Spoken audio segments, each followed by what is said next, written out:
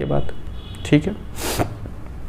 चलो देखो, बदलाव का मतलब तुम लोग सब लोग जानते हो। बदलाव का ये मतलब होता है कि जैसे बहुत छोटी सी एग्जांपल ले लो, कोई बच्चा पैदा होता है, जैसे हम ही लोग पैदा हुए, तो पहले कैसे थे, अब कैसे हो गए, ठीक।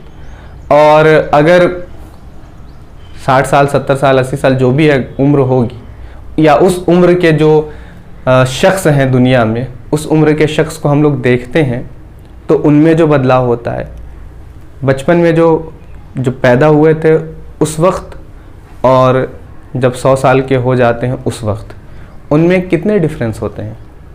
तो ये क्या है, बदलाव ही तो है, ठीक है। तो बदलाव का ये सबसे छोटी सी मिसाल आप लोगों को समझ में आ गई। बदलाव की अगर आप बात करोगे तो आप ज़्यादा पीछे नहीं, आप चले जाओ 70 साल 80 साल 100 150 साल पहले चले जाओ, जब यहाँ पे अंग्रेज़ों का शासन था, जब अंग्रेज़ यहाँ पे हुकूमत करते थे, है ना। तो उस वक्त का दौर या उस वक्त का माहौल या उस वक्त जिस तरह से लोग अपने साधन का इस्तेमाल करते थे एक जगह से दूसरी जगह जाने के लिए, और अब जो इस्तेमाल करते हैं एक जगह से दूसरी जगह जाने के लिए, और आने वाले 50 सालों के बाद एक जगह से दूसरी जगह जाने के लिए जिस साधन का इस्तेमाल करेंगे, उनमें कोई डिफरेंसेस आप लोगों को नज़र आ रहे हैं, यानी कि तब्दीली, अंतर, जिसको अंतर कहते हैं, तब्दीली नहीं, हाँ तब्दीली भी कह सकते हैं यहाँ पे, और अंतर, है ना, ठीक है। डिफरेंस उन दोनों के बीच समझ में आ रहे हैं, बोलो, है ना। पहले बैलगाड़ी से लोग सफ़र करते थे, ठीक। अगर ट्रेन रेलगाड़ी अगर चल रही है और स्टेशन बने हुए हैं, आप लोगों ने देखा होगा, पुरानी मूवीज़ में देखे होंगे आप लोगों ने, कि टमटम गाड़ी से लोग स्टेशन से अपने घर तक, गांव तक जाते थे। क्या अब कोई टमटम गाड़ी से चलना पसंद करेगा? टमटम यानी घोड़ा गाड़ी, है ना। क्या अब कोई चलना पसंद करेगा? चलना पसंद करेगा नहीं करेगा ये तो अलग बात है, शौकियाना तौर पे चल लेगा, लेकिन अब कोई नहीं सफ़र करेगा। क्यों? क्योंकि उससे वहाँ से घर तक आने में, उसके अपने गांव तक, घर तक जाने में जितना टाइम लगेगा, जितना वो टाइम लेगा, उससे कहीं जल्दी कोई सवारी गाड़ी पहुंचा देगी, कोई मोटर गाड़ी पहुंचा देगी। बात समझ में आ रही कि नहीं आ रही है? तो ये कितना डिफरेंस है ना। अब देखो, अब तो कई ऐसी रेलगाड़ियां चल गई हैं जो फास्टेस्ट रेलगाड़ियों में से एक है ना, हिंदुस्तान के, ठीक। बहुत सारे लोग जिनके पास थोड़े पैसे हैं वो रेलगाड़ी से सफ़र करना कम पसंद करते हैं। फिर अब हवाई जहाज़ की बात आ गई, जहाँ पे हमें 12 घंटे लगते हैं, वहाँ पे हम 2 घंटे में, 2.5 घंटे में आराम से क्या होते हैं, उससे हवाई जहाज़ से पहुँच जाते हैं। तो ये सारी तब्दीलियाँ हैं, है ना। अच्छा, ये जो तब्दीलियाँ तुम देख रहे हो, इन तब्दीलियों से ज़िंदगी के हर गोशे में, हर कोने में, हर शख्स के ऊपर कोई ना कोई असर ज़रूर पड़ता है। जब तब्दीलियाँ आती हैं तो तब्दीलियों के आने की वजह से हमारी ज़िंदगी की सकाफ़ती, मुआशरती, मुआशी, तहज़ीबी, दीनी, दुनियावी, इस तरह की जितनी बातें हैं, उन सभी बातों पर पूरा असर पड़ता, बहुत गहरा असर पड़ता है, ठीक है। आपने 1000 साल पहले देखा, 1000 साल पहले जब यहाँ पे मुग़ल या सल्तनत काल नहीं थे, नहीं सल्तनत काल यानी कि जो उस वक्त के जो सुल्तान लोग यहाँ पे हुकूमत नहीं करते थे हिंदुस्तान में, तो उससे पहले यहाँ पे कौन लोग थे? उसके पहले तुम्हारे पृथ्वीराज चौहान है, उसके पहले और चले जाओ तो क्या कहते हैं, तुम्हारे चोल वंश है, तो है ना, इस तरह की कई डायनेस्टीज़ आई, है ना, गुप्त वंश है, मौर्य वंश है, ठीक है, इस तरह की कई डायनेस्टीज़ आई। मेरी बात पकड़ में आ रही है? तो आपने देखा कि उनसे लड़ाइयाँ होती थी, बाहर के लोग, विदेशी लोग यहाँ पर आकर क्या करते थे? आक्रमण जिसको कहते हैं, है ना, यानी उसको अगर कहा जाए तो वो हमला करते थे, है ना, हमला करते थे। तो उन हमलों में जिस जगह पे वो हमला करते थे उस जगह के लोग बहुत ज़्यादा असरअंगेज होते थे उससे, है ना। क्यों? अब वहाँ के लोग, वहाँ पे बाज़ार है, ठीक है, अब उस बाज़ार में वो अपना सामान लेकर जाते हैं, बेचते हैं, जो भी वो बनाते हैं, जो भी जिस भी टाइप की चीज़ वो बेचते हैं। वहाँ पे कोई गैर मुल्की आया और उसके आकर वहाँ पे उसने हमला किया। हमला करने के बाद उसको तहस नहस कर दिया। तो उस जगह के जो लोग होंगे उनको अपने आप को एस्टेब्लिश करने में, ठीक है, फिर से दोबारा उभर कर आने में कितना टाइम लगेगा? बहुत टाइम लगेगा, और टाइम लगता भी है। तब तक उनकी ज़िंदगी कैसे चलेगी? ये एक सवाल है कि नहीं है? और तब तक उनकी ज़िंदगी, उनके परिवार की ज़िंदगी में क्या असर आएगा? असर आता है कि नहीं आता है? खाने के मोहताज हो जाते हैं, है ना, बहुत सारी दिक्कतें और तकलीफ़ें उन लोगों को सहना पड़ती हैं। समझ में आ रही बात कि नहीं आ रही है? इसके अलावा आप लोगों ने और भी बहुत सी बातें देखी हैं। जैसे अगर आप और पीछे जाएंगे, हमारे यहाँ छुआछूत का जो मामला है कि एक समाज है, एक कौम है, आज भी लोग उनसे बहुत ज़्यादा दूर रहना पसंद करते हैं। और वो कौन लोग? मुस्लिम्स नहीं, बात को समझना यहाँ पे, ठीक है। यहाँ पे छवि कुछ और दिखाई जा रही है ना, लेकिन इस बात से बिल्कुल तुम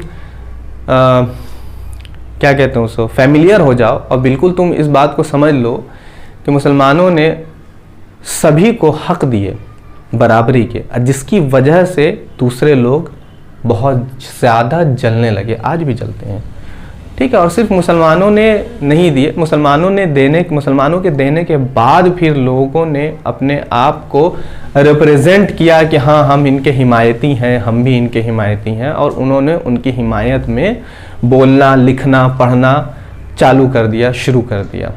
तो एक कौम, एक समाज जो इतना ज़्यादा पीड़ित है किसी दूसरी कौम की मार से, या ये कह लो कि जुल्म से, है ना, तो उनके जुल्म को, ठीक है, उन मजलूमों को यानी कि वो जो कौम है जिन पर जुल्म हो रहा है, उस जुल्म को दिखाने के लिए जो तब्दीलियां आ रही हैं, है ना, उनको दिखाने के लिए लोगों ने कलम उठाए, लिखना शुरू किया।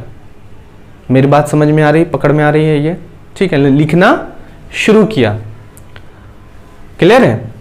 अब जब लिखना शुरू किया तो सबसे अच्छा लेखक या सबसे अच्छा मुसन्निफ वही होगा ना जो उस समाज को बहुत करीब से देखा है, या अगर करीब से नहीं देखा है तो उसने उस समाज को बहुत गहराई से मुताला किया है, उसके बारे में, रहन सहन, खान पान, दिस दैट, जितनी चीजें हैं उन सभी के बारे में उसने बहुत गहरा मुताला किया है, इधर से उधर से, जहां से भी, ठीक है। अब वो लिखना जब बैठेगा तो उसकी वो पूरी की पूरी क्या करेगा, एक तस्वीर दिखाने की कोशिश करेगा उन लोगों को जिन लोगों ने नहीं देखा है, या उन लोगों को वो दिखाने की कोशिश करेगा कि जिनको उसे देखकर या उसे पढ़कर समझ आ जाए कि हमें कैसे आगे अपने आप को बढ़ाना है या लेकर चलना है, उसको कैसे लेकर चलना है। अगर हमें उनके साथ रहना है तो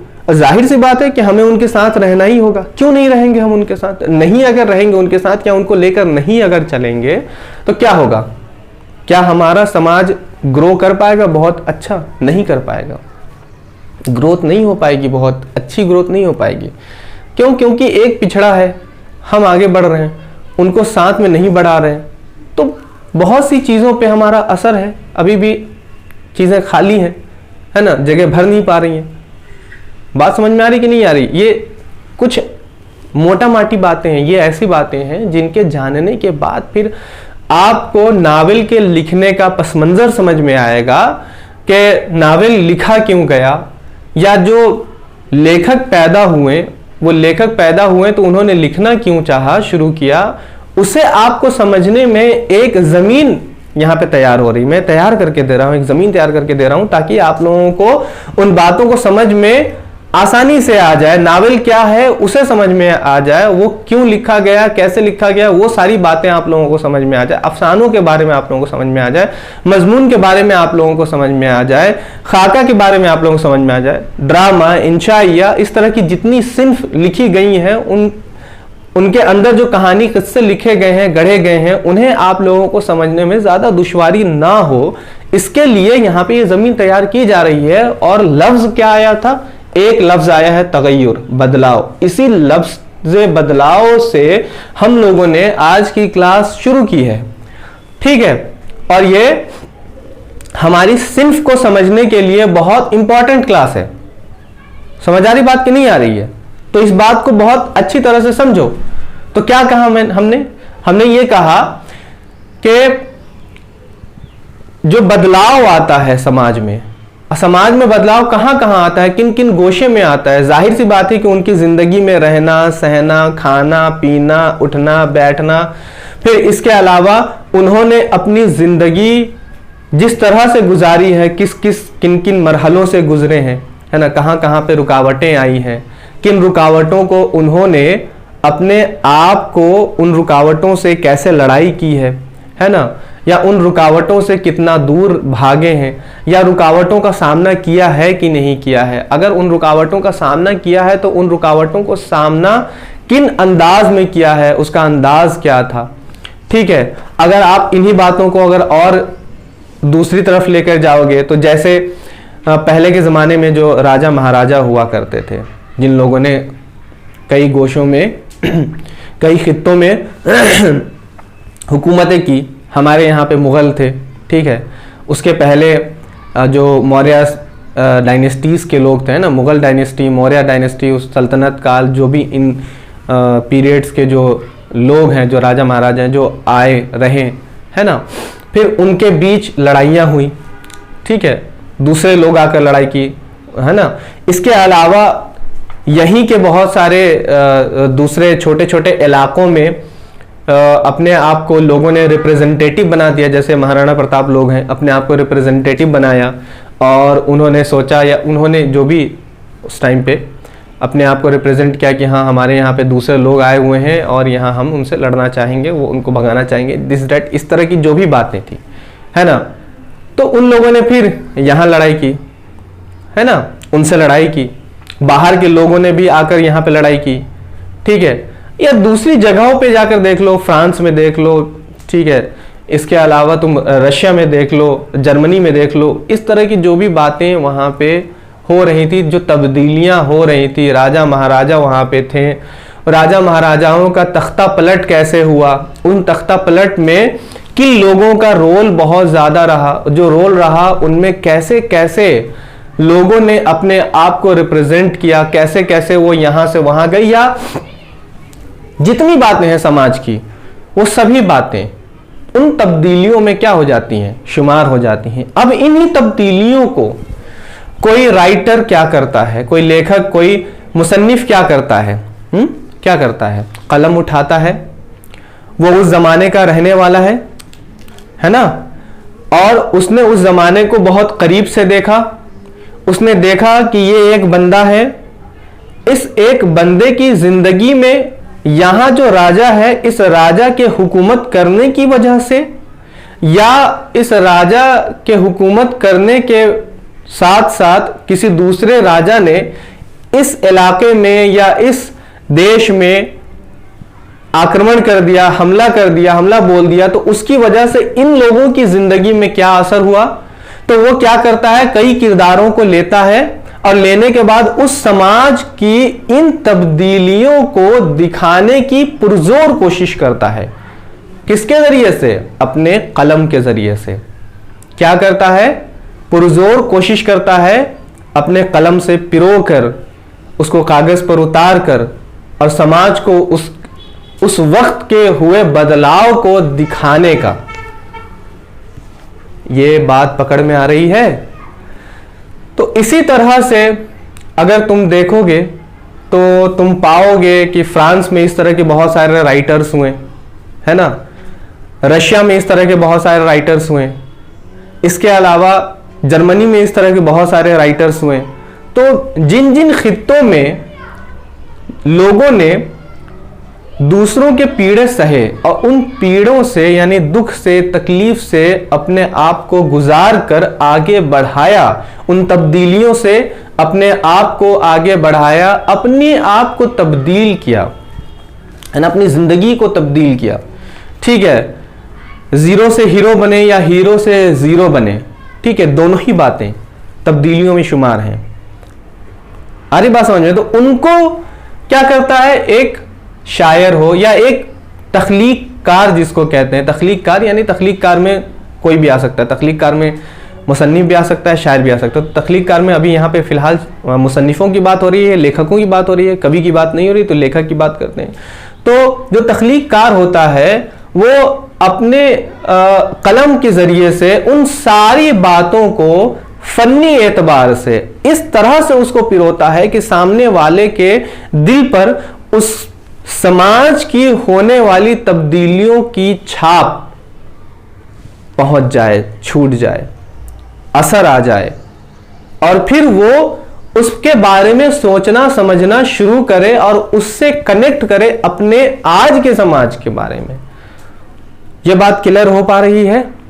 तो राइटर का ये काम होता है, ठीक है, वो सोचता है, वो समझता है, गहराइयों में जाता है, समाज को देखता है, समाज में होने वाले बदलाव को देखता है, परिवर्तन को देखता है, और उन्हीं सारी बातों को वो देखने के बाद, समझने के बाद, मुताला करने के बाद उसे कलम के जरिए कागज पर उतारता है। और वो ऐसा नहीं कि सपाट तरीके से बस वो लिखता चला जाता है, हाँ देखो यहाँ पे ये हुआ था, ऐसे हुआ था, उधर से वो चला गया, इधर से ये चला गया, फला हो गया, ढिमकारा। नहीं, इतनी सारी बातों से फिर तो बोझिल लगने लगेगा ना, वो कहानी बोझिल लगने लगेगी, किस्सा बोझिल होने लगेगा, हम पढ़ ही नहीं पाएंगे, समझ ही नहीं पाएंगे, समझने की कोशिश भी नहीं करेंगे, दिलचस्पी ही नहीं लेंगे।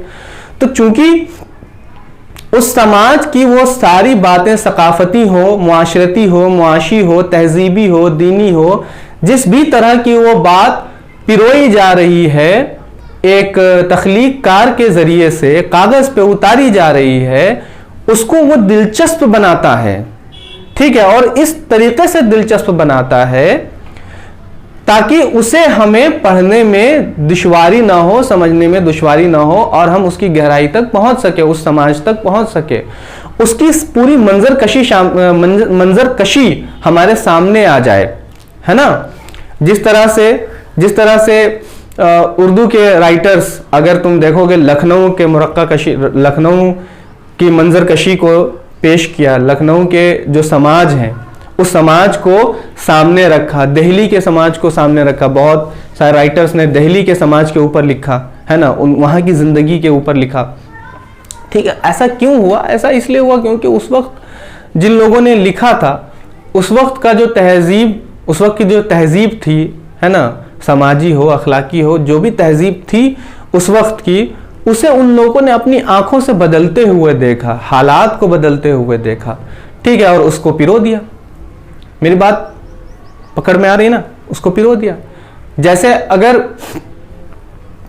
नावल में, अगर उर्दू नावल की अगर मिसाल दी जाए, ठीक है, तो एक नावल का नाम बरजस्ता आप लोगों के कानों में सुनने को मिलेंगे। ठीक है, और वो कौन है? वो है उमराव जान अदा। ठीक है, उर्दू दुनिया का शाहकार नावल उमराव जान अदा। अदा तखल्लुस है। इसका राइटर कौन है? इसका मुसन्निफ कौन है? इसका मुसन्निफ है मिर्ज़ा हादी रुस्वा। ठीक है, ये इसका राइटर है, और ये इसका वो नावल है जो पूरी उर्दू दुनिया की बात हो रही है। ये सिर्फ और सिर्फ इस राइटर के नावल की बात नहीं हो रही, पूरी उर्दू दुनिया में आज तक इससे बड़ा नावल नहीं लिखा गया है। समझ में बात आ रही है? ये इतना बड़ा और इतना बेहतरीन नावल है, आप लोगों को इसको पढ़ना चाहिए। और अगर पढ़ने का अगर टाइम नहीं है या इस तरह की बातें आप लोग पढ़ने लिखने में दिलचस्पी ज़रा कम लेते हैं, तो आप मूवी देखिए, है ना, उमराव जान अदा। लेकिन हाँ, याद रहे, उमराव जान अदा मूवी आप लोग देखेंगे पर भूल कर भी अभिषेक बच्चन और ऐश्वर्या राय की मूवी नहीं देखेंगे। दो उमराव जान है ना, एक उमराव जान अदा है रेखा की, रेखा और उसमें फारूक शेख है, और एक उमराव जान अदा है अभिषेक बच्चन ऐश्वर्या राय। तो अभिषेक बच्चन और ऐश्वर्या राय वाली आप लोग उमराव जान अदा बिल्कुल भी नहीं देखेंगे। नहायत ही घटिया मूवी है वो, उन लोगों की नहायत ही घटिया उसमें एक्टिंग की हुई है। ठीक है, आप देखेंगे तो आप देखेंगे रेखा की, उसमें सॉन्ग भी बहुत ज़बरदस्त हैं, आला किस्म के, जिसको लिखा है शहरयार ने, बहुत ज़बरदस्त शायर हैं। ठीक है, और रेखा की एक्टिंग तो वैसे भी लाजवाब है। कहीं ना कहीं फारूक शेख की एक्टिंग उसमें कमज़ोर है, लेकिन रेखा की एक्टिंग उमराव जान अदा के किरदार के हिसाब से बेहतरीन है। ठीक है, अब देखो 3 घंटे की मूवी में पूरी कहानी सिमो कर तो नहीं दिखाई जा सकती है। इस पर अगर एक सीरीज़ बने, ऑसम मूवी होगी, ऑसम सीरीज़ होगी, तो आप फिर भी वो देखेंगे, आपको बहुत हद तक बहुत सी बातें उसमें आप लोगों को समझ में आएंगी। आई बात समझ में? तो ये शाहकार नावल है उर्दू दुनिया का। तो आप लोगों को ये बात समझ में आई। सबसे पहली बात तो हमने ये बताई कि तब्दीलियों की वजह से ही हमारे जो राइटर्स हैं वो लोग जिनकी पेनी नज़र होती है, यानी कि वो अपने समाज को बहुत गहरी नज़र से देखते हैं, फ़लसफ़ियाना नज़र से देखते हैं, है ना, मुआशियाना नज़र से देखते हैं उसको, ठीक है, सियासी नज़र से देखते हैं उसे। यानी कि समाज में जितनी बातें हैं, देखो यहाँ पे सियासत भी होती है कि नहीं होती है? सियासत होती है ना, लीडर्स हैं हमारे, है कि नहीं है? इसके अलावा यहाँ पे अर्थव्यवस्था की भी बात होती है कि हमारी इकोनॉमी ऐसे हो गई, जिसको मुआशी कहते हैं। ठीक है, मुआशरती यानी कि वो चीज़ें जिनसे हम लोग खाने पीने का सामान जो हम लोग खरीदते और पहनते, ओढ़ते, लिखते, पढ़ते हैं, इन सब चीज़ों की इसमें बात आ जाती है। ठीक है ना, तो ये सारी चीज़ें हमारे समाज से, हमारी कौम से, हमारे देश से जुड़ी हुई हैं।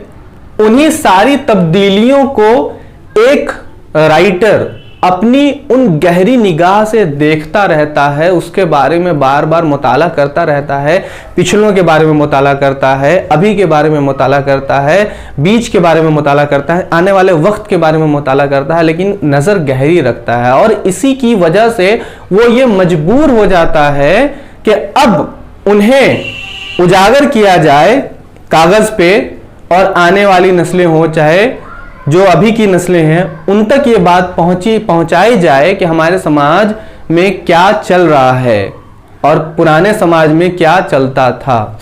उसकी वो मंजर कशी करता है। मंजर कशी का कहने का मतलब कि वो उसके पूरी अक्स को दिखाता है ना, तस्वीर को दिखा देता है। कलम के जरिए से ही तस्वीर को दिखाना, जैसे कि रंग के जरिए से कोई पेंटर तस्वीर बनाता है, उसी तरह से एक राइटर क्या करता है, अपने कलम के जरिए से मतलब कि लफ्ज़ों के जरिए से वो लफ्ज़ ऐसे पिरोता है, वो इस तरह से लिखना स्टार्ट करता है कि जिसकी वजह से उस समाज की पूरी तस्वीर किसी पढ़ने वाले के सामने दिखाई देने लगती है। जैसे कि हम लोग फिल्म देखते हैं, तो वैसे आप पढ़ेंगे ना, किसी अच्छे नावल या अच्छी किताब को अगर आप पढ़ेंगे तो आपको पूरी तस्वीर आपको सामने दिखाई देने लगेगी कि अरे हाँ, यहाँ पे ये लड़ाई हो रही थी, यहाँ पे वो आमने सामने इधर से ये खड़े थे, उधर से वो राजा खड़े थे, और दोनों के हाथों में तलवार थी, और दोनों एक दूसरे से मुतालबा कर रहे थे। इधर से ये अपनी बड़ाई कर रहा था राजा, और ये अपने बारे में कह रहा था कि मेरे आबा व अजदाद ऐसे ऐसे हुआ करते। तो ये सब तो तारीख़ी नावल है। तो नावल भी कई किस्म के होते हैं, तो उसमें हम लोग देखेंगे इस्लाही नावल है, तारीख़ी नावल है, ठीक है, तो इस तरह की रोमानी नावल है ना, इस तरह की 3-4 किस्में होती है नावल की, और किस्में क्या होती हैं, एक लिखने का एक अंदाज होता है, एक लिखने का एक स्टाइल होता है ना। तो जिस स्टाइल या जिस अंदाज से जो लिखता है और उसके अंदर जिस बात को वो पिरोता है, उसी बात की वजह से वो नावल तरह से अलग हो जाता है। अगर कोई चाहता है कि हम अपने समाज में होने वाली तब्दीलियों को दिखाएं और उसकी उन्हीं तब्दीलियों की बिना पर हम ये चाहते हैं कि मुसलमानों की इस्लाह हो, यानी कि वो जो जिन इंस्टाग्राम और फेसबुक और फलां सोशल मीडिया के चक्कर में पड़े हुए हैं, जिसकी वजह से उनकी ज़िंदगी जो है अजाब में मुब्तला होने के कगार पे खड़ी है, ठीक है, उसे हम दिखाना चाहते हैं। तो उसे हम इस अंदाज से अपने मुआशरे के किसी पहलू को लेकर दिखाना स्टार्ट करेंगे कि जिसकी वजह से जब वो नावल सामने आएगा तो पढ़ने वाले लोगों की समझ में कुछ बातें आएंगी। तो ये इस्लाही है, तारीख़ी है, यानी कि तारीख़ मतलब हिस्ट्री, जिस तरह से राजा महाराजाओं ने अपने आप लड़ाइयाँ की है, जो भी उनको हमको दिखाना है, तो उसके बारे में जब हम उस तब्दीली को दिखाना स्टार्ट करेंगे, वहाँ उसकी तस्वीर कशी करना स्टार्ट करेंगे, है ना, मंजर कशी करना स्टार्ट करेंगे, तो उसे हम लोग तारीख़ी नावल कहेंगे। रुमानी नावल में जिसमें मोहब्बत भी है और जिनसियत और यानी को जब हम लोग दिखाना स्टार्ट करेंगे, ठीक है, कि किस तरह से आज कल के लौंडिया लिव इन रिलेशनशिप में मुब्तला हैं, उसे हम इसमें दिखाएंगे, तो इसे हम लोग रुमानी कहेंगे। और देखो, नावल जब लिखा जाता है तो नावल के बारे में ये कहा भी जाता है कि नावल एक पूरी ज़िंदगी की अक्कासी करता है। हम उसमें किरदार को भी लेकर चलते हैं। ऐसा नहीं होगा कि समाज के इन तब्दीलियों को दिखा रहे हैं तो समाज के तब्दीलियों को दिखाएंगे तो किसके ज़रिए से दिखाएंगे भाई? कोई ना कोई तो ज़रिया बनना चाहिए ना। तो ज़रिया कौन बनता है उस समाज की तब्दीलियों को दिखाने के लिए? इंसान, किरदार, है ना, कैरेक्टर्स, ठीक है। फिल्मों में जब हम फिल्म दिखाते हैं, कोई कहानी फिल्म में दिखाते हैं, तो उस फिल्म को दिखाने के लिए, इस कहानी को दिखाने के लिए उसके अंदर कैरेक्टर्स होते हैं ना, लोग होते हैं ना, हीरो होते हैं, हीरोइन होती है ना, हीरो के दोस्त होते हैं, हीरोइन की दोस्त होती है, माँ होते हैं, बाप होते हैं, भाई होते हैं, बहनें होती हैं और दीगर लोग होते हैं, और फिर इसके अलावा बाज़ार होते हैं, ठीक है। ये सारी चीज़ें हम लोगों को दिखाना होती हैं, तभी तो हम एक कहानी को बहुत अच्छे अंदाज में रिप्रेजेंट कर सकेंगे, ठीक है। तो उस किरदार के ज़रिए से हम लोग उस तब्दीलियों को, उन तब्दीलियों को कागज़ पे क्या करते हैं, पिरोते हैं। और कौन पिरोता है? वही पिरो सकते हैं जिनकी इन सारी चीज़ों में दिलचस्पी हो, जिन्होंने समाज को बहुत गहरी नज़र से देखा हो, जिनकी फ़लसफ़ियाना नज़र हो, ज़रा फ़िलॉसफ़ी की बातें भी करते हो, ठीक है, जो ये दे सकें या ये कह सकें कि हाँ समाज में क्या बदलाव आना चाहिए, क्या नया कुछ उसमें होना चाहिए जिसकी वजह से हमारा समाज आगे बढ़ सकता है। इस तरह की जो भी लोग होते हैं, है ना, तो वो इस तरह की बातें करते हैं। अब आज तो बहुत थोड़ी सी क्लास तब्दीली के ऊपर में ही हो गई। अब हम लोग जो क्लास करेंगे वो अब नावल कहते किसे हैं, ठीक है, नावल कहते किसे हैं और नावल के अंदर कौन सी बातें होती हैं और उसका आगाज़ व इर्तिका कैसे हुआ, कौन से वो नावल हैं जो बहुत इम्पॉर्टेंट नावल हैं जिनके बारे में हमें या जिनके नाम हमें पता होने चाहिए, ठीक है, उसे हम लोग देखेंगे। क्लियर है? चलो।